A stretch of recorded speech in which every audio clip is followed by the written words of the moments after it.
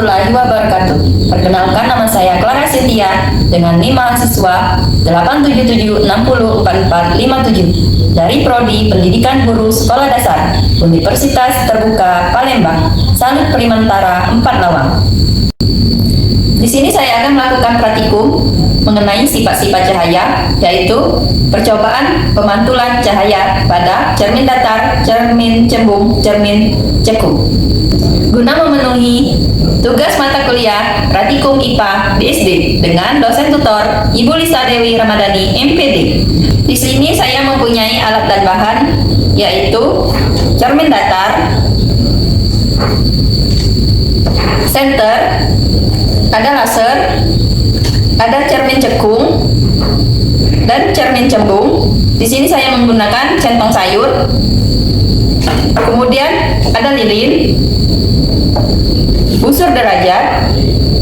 Setelah itu ada celah cahaya. Sini saya menggunakan celah cahaya baik pada kardus maupun pada sisir. Kemudian ada alat tulis dan ada kertas putih sebagai layar. Setelah itu ada buku modul. Baiklah, pada percobaan pertama kita akan melakukan percobaan pemantulan pada cermin datar. Susunannya di sini ada cermin datar, kertas putih sebagai alas, kemudian ada senter. Setelah itu ada celah cahaya. Saya menggunakan sisir. Langkah kedua, saya akan menyalakan senter dan mengamati jalannya berkas cahaya setelah mengenai cermin datar. Di sini dapat kita lihat sinar datang lalu dipantulkan. Sudut pantul selalu sama dengan sudut datang. Di sini saya akan mengganti senter dengan laser. Kemudian di sini saya meletakkan busur derajat untuk membuktikan bahwa sudut datang selalu sama dengan sudut pantul. Sudut pantul selalu sama dengan sudut datang. Hal ini membuktikan bahwa sudut pantul dan sudut datang membentuk sudut yang sama besarnya terhadap garis normal. Jadi kesimpulannya sudut I sama dengan sudut R. Di sini saya akan membuktikan bunyi hukum Snellius. Ketika I atau sudut datang besarnya 90 derajat, maka R atau sudut pantul besarnya juga 90 derajat.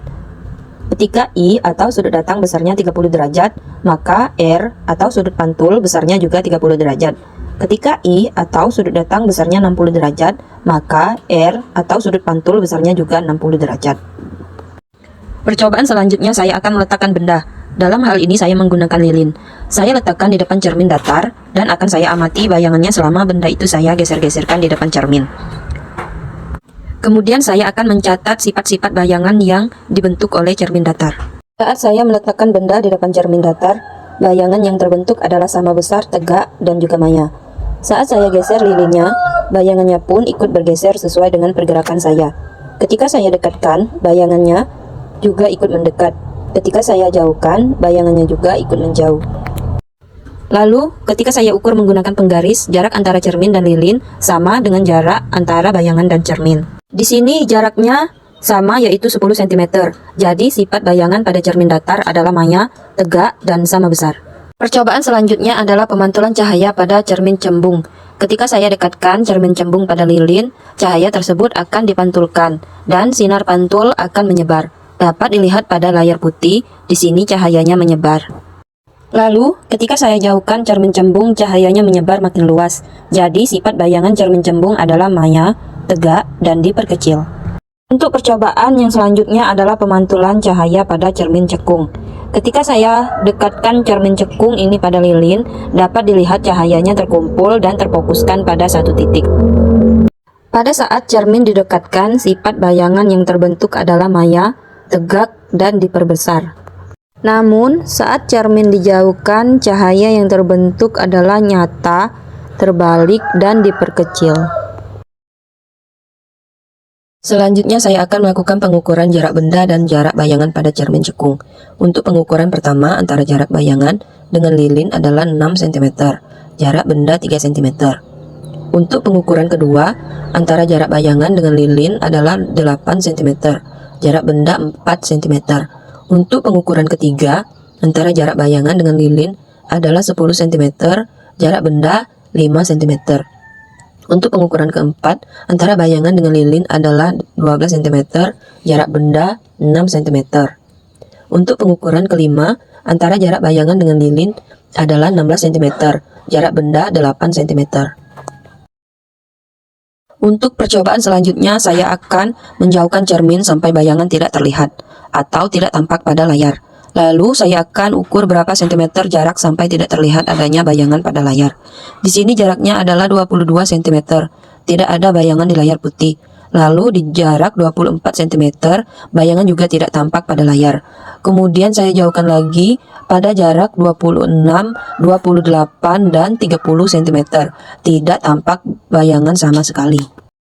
Sekarang kita akan melakukan percobaan pembiasan cahaya. Di sini saya mempunyai alat dan bahannya berupa di sini ada sumpit, pengganti pensil, kemudian ada senter. Setelah itu ada cangkir berisi air. Kemudian langkah pertama saya akan memasukkan sumpit ke dalam air. Kita akan amati apa yang terjadi pada sumpit. Kemudian kita akan menyalakan senter. Setelah kita amati, sumpit terlihat akan patah. Padahal jika kita tarik, sumpit ini tidak patah. Hal ini membuktikan bahwa sifat cahaya dapat dibiaskan, di mana terjadi proses perbedaan medium. Cahaya dari bagian sumpit yang berada dalam air harus melewati dua medium yang berbeda, kerapatannya untuk sampai pada mata kita, yaitu air dan udara. Juga terjadinya proses pembelokan cahaya. Saat cahaya berpindah dari air ke udara, kecepatan cahaya berubah, yang menyebabkan arah rambat cahaya dibelokkan. Baiklah, sekian untuk percobaan kita tentang sifat-sifat cahaya dan pembiasan cahaya. Saya akhiri, wassalamualaikum warahmatullahi wabarakatuh.